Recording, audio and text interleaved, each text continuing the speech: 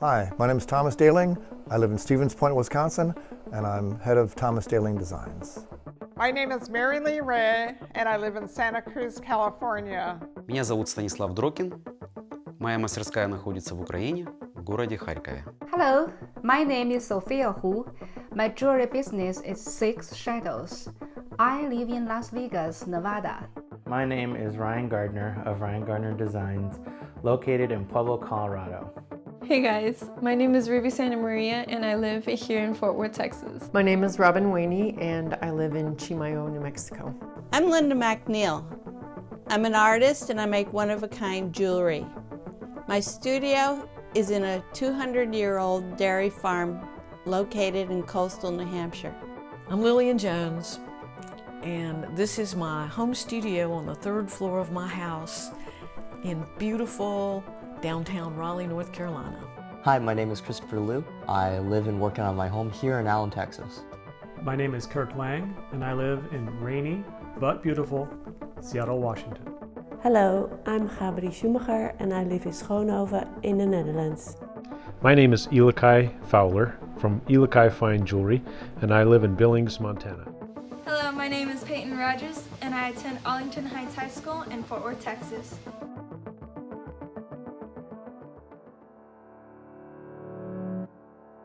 If you ask me why I entered Saul Bell, I think the reason is pretty simple.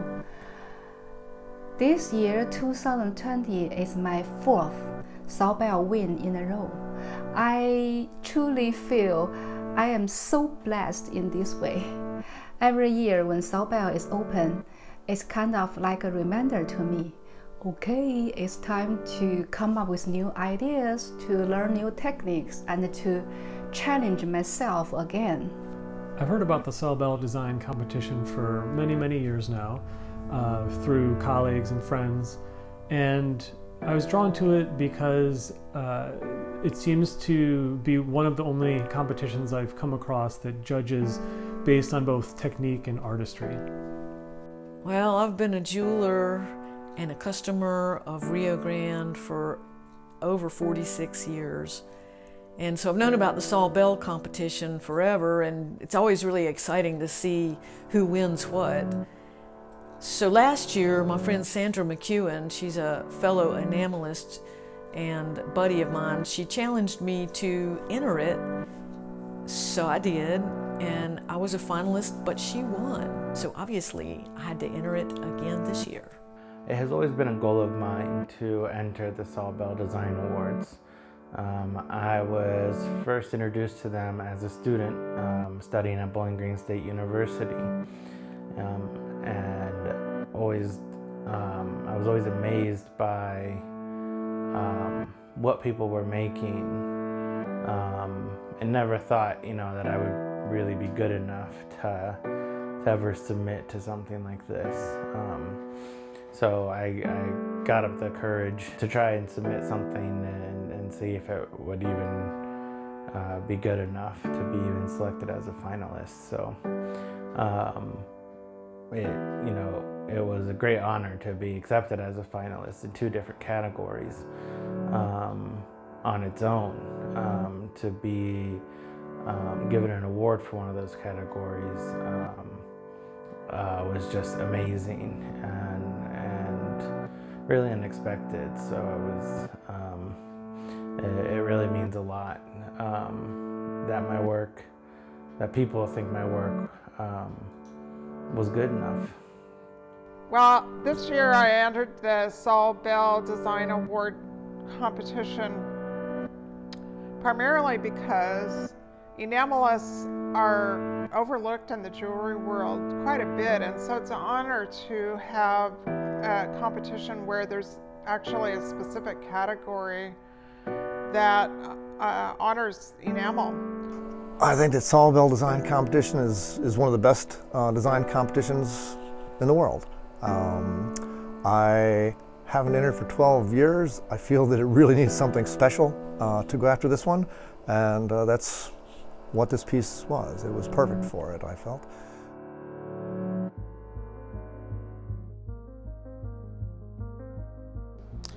So I work up here on the 7th floor of a building in downtown Billings. I have a lot of the traditional tools that you might expect to be in a workshop. I like that I have a view out here. It's really special to have a good view while you're working on the bench. These are some of my favorite tools. You might think I would say a laser or something else, but a good set of pliers. These are the Lindstrom pliers, and they're by far my favorites.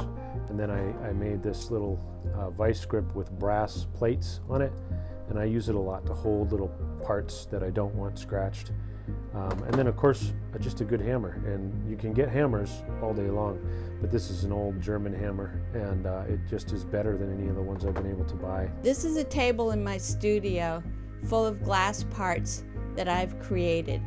This is an important part of how I come up with a design, by playing with parts until I'm satisfied with enough to make something. Here's an example of a little gem that I've created by using different types of glass backed with mirror. This is my Santa Fe studio. This is where we have our casting operation. The wax bench, our soldering, casting stuff here. We've got our little mini laser, jewel tool, little wall of fame. Show the wall of fame, woohoo! Nice. And when we do CAD, we're at this desk, and yeah. У меня несколько рабочих мест. Одно для работы с воском, два для работы с драгоценными и недрагоценными металлами. Также есть место за компьютером, где я проектирую 3D-графики. Okay, so this is my workspace. So, wax carving area, metalworking area. Okay. And what do you love most about this workspace? That it's a mess. This is as neat as it ever gets. I typically describe it as a tsunami meeting a maelstrom.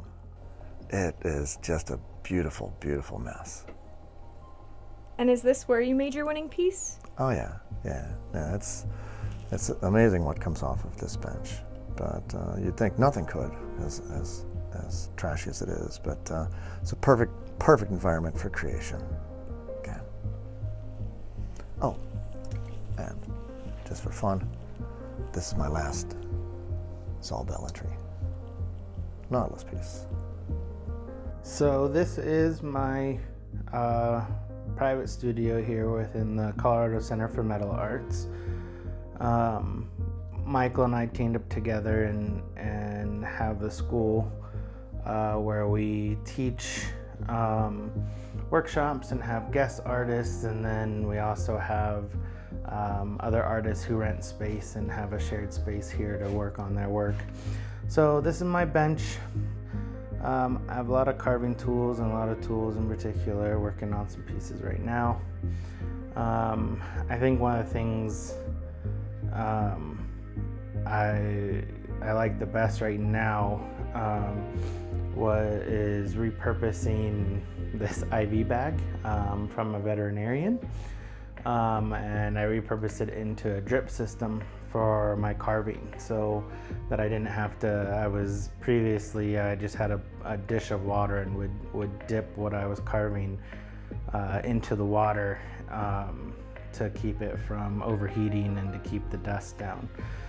So having that as a drip system, because some drip systems can be really expensive to purchase, that repurposing that has been very wonderful. So in talking about, I like to use a lot of stone. So I have some stones there, some stones waiting to be cut. And that's what's on the screws there that are going to go into my handle so that I can cut them. And then over here, I have a part of my collection of all the rough material that I've collected so far over the years. So obviously nowhere near enough yet, so I've got quite some collecting to do. So walking out here and walking into the main area for the Colorado Center for Metal Arts, So we have a number of equipment, some of our lapidary equipment there. We're able to accommodate classes of up to 12 people. We usually limit to about 10. And so yeah, we have a lot of fun here. I'm always fascinated to see other people's workspaces. And so let me show you my enamelist studio. This is my workbench in my sunroom. And believe it or not, that is my kiln.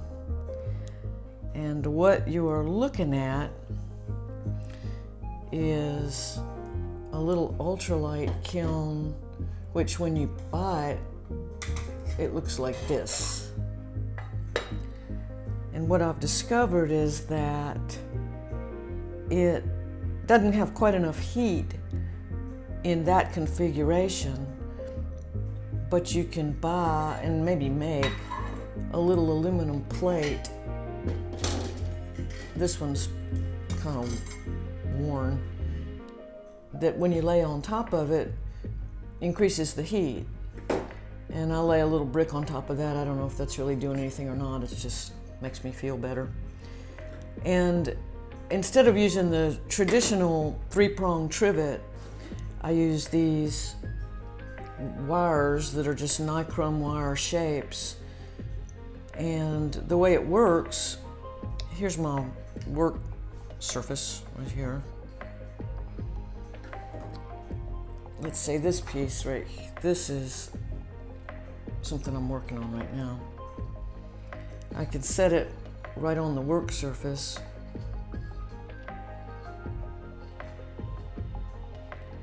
Use my tools to fill the enamel into the little depressions that I've created, and then just reach right over, whoop, and slide it in and fire it. And while that's sitting there firing, I'm working on the next piece, and that just takes a minute or two to fire. So that way you're always just simply an arm's length away from your kiln. I keep all my enamels in little jars, and it's just a pretty place. It's pretty in the morning and it's pretty in the afternoon.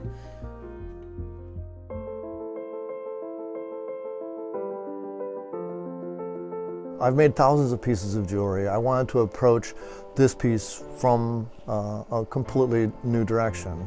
It's unlike, the making of this was unlike anything I've ever made.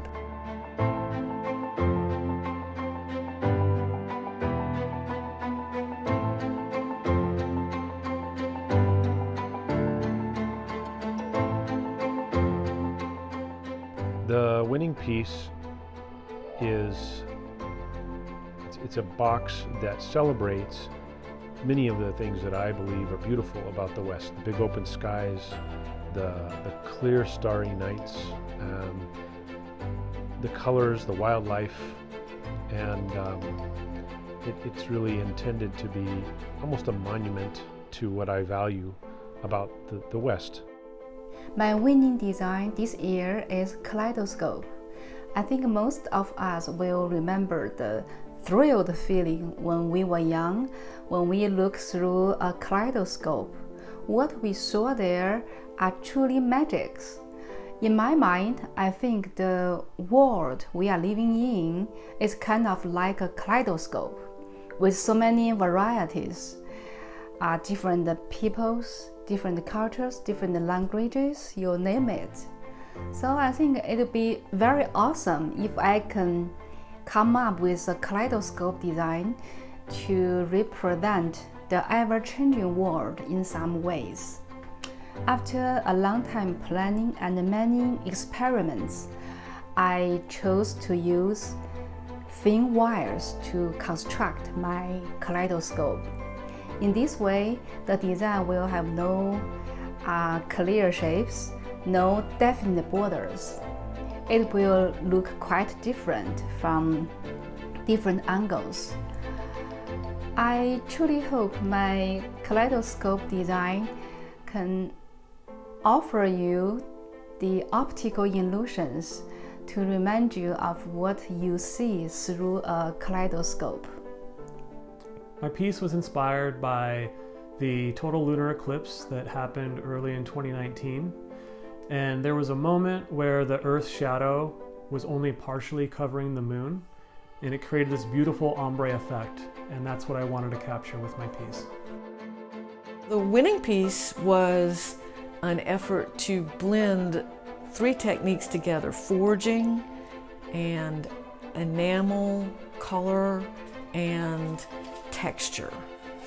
So, and also to experiment with different ways that you might be able to connect enamel pieces together. So often enameling is just so very like stone setting. You make a stone, you put a bezel around it, and there it is. And it's not a very lyrical medium. But I thought if I could add in the grace of forged lines, you might be able to pioneer a slightly different feel for enamel work. So I'm interested in the connections and the linear, relaxed quality of what that piece is.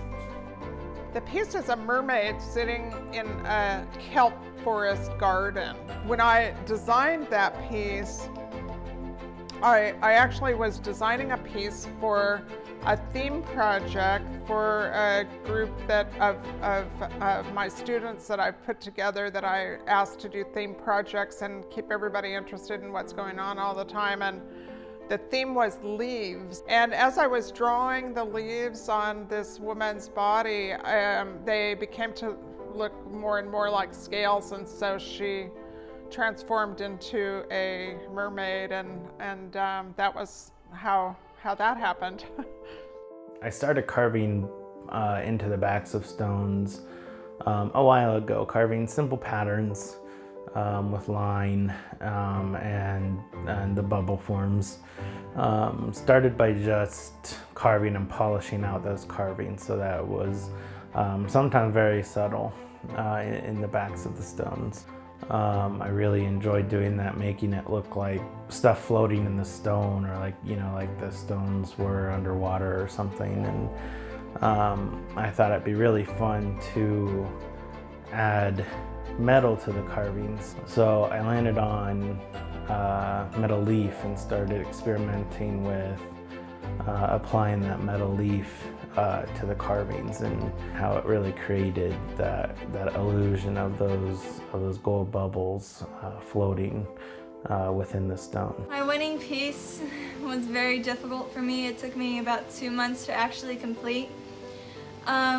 It wasn't necessarily the piece itself, but making a prong setting that was the hardest for me. I would always try to either do it out of wax or 3D printing, and even I ended up doing sheet fabrication. I actually had to go to a friend who actually graduated from Heights and is a jeweler now to teach me how to do sheet fabrication prongs. I had gotten all my pieces, really all my creations start with the stone, and the design is built around it. And this stone I had gotten from a friend of ours. His name is Saul Berger. He is a fellow jeweler. He's a rock hound. He goes out and forages for the rocks, finds the rough and cuts. And so we had gone to Tucson one year, and he just handed me this stone. And I loved the shape and bought it. And the design, I had intentionally had this as like a necklace piece, as a big necklace piece, but I had actually seen another artist work, and it kind of reminded me of what I had in mind, so I thought I'd change direction, and I turned it into a ring instead.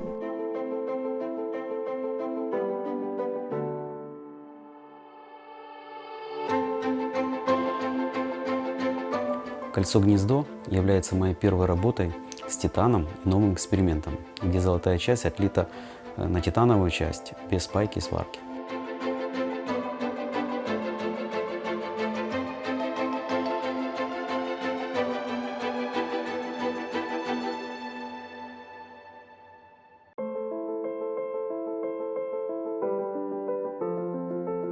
I already had the idea of making this piece for several years. Starting making it, I encountered problems because of the technical difficulty. I had to change the design a few times, which is not necessarily a problem because the design develops in a better product. I would love to see this one as a unique masterpiece, a limited edition, and to have a simpler version made in a larger edition. This piece of art can be translated to silverware made, for example, of porcelain and steel. Zephyr is really an exercise in stone setting for me because of how many different styles it features, all the way from pave to prong settings to bezels that are all fabricated. It was really just an exercise in stone setting to me. Zephyr is an abstraction of a bird in flight, weathering a storm. That's kind of what the general motif of the piece is. I usually like depicting birds and things that fly because I like the freedom of it and the form, and it's what I chose for Zephyr. My winning piece, Blooming, I had called it. It is a butterfly. It is a copper-based pendant topped with 4 nickel silver wings. I cut them out all first and then I soldered them together. I placed them so they can be evenly angled. I put a couple roses in the middle of it, made its little antennas, put jump rings on it. It is a piece that I made to show the comparison between the transformation of a butterfly from a caterpillar to a butterfly, comparison with the blooming of a rose. I just really think that growth is very important to me, and it is something that I wanted to show exemplifying my piece. I'm in my studio where I created the Primavera necklace.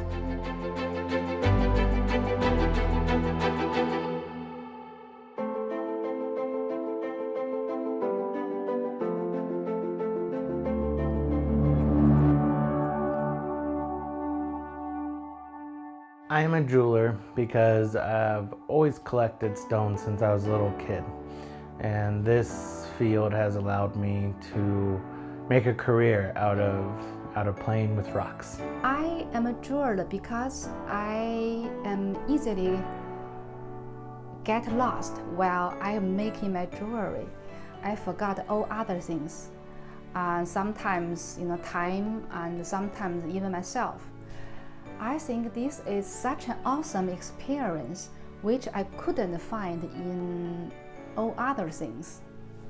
I'm a jeweler metal artist because it's creative and technical. It's the perfect profession. I just love it. I am a metal artist simply because I love metal as a material. I'm a jeweler because I love working with precious metals and gems, and it just seems like an infinite world of possibilities for expressing yourself and sharing different combinations of beauty, and I'm just fascinated by it. I'm a jeweler because I can express myself by designing, creating, and sharing the most versatile art form that I love.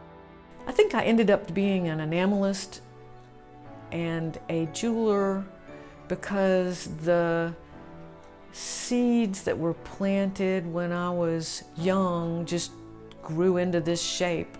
It was just a journey of one step at a time, and so it wasn't really my intention, but this is what I grew into. I'm a jeweler because I like expressing myself. I don't really do 2D things. While I can do them, I prefer 3D because I'm more comfortable with the work. I knew I'd be an artist, and I went to college to study art. I majored in jewelry and metalsmithing. Adornment of the body in a sculptural manner appeals to me. I express myself through forms I create. I love it. It's a challenge. It's fun. It's rewarding. Yeah. Great. Yeah. That's it. All right. Love you guys. I'm a jeweler because it's like architecture and art together. It's something that you can involve with fashion. It's something that you can involve with mechanics. It's like engineering, but with the whole different fashion side of it. I love it. Я художник по металлу, потому что это моя жизнь. I'm a jeweler because I have to create. It's part of my DNA. I don't have an option with this. You want to know why I'm a jeweler? I'm a jeweler because I'm lucky enough to be a jeweler.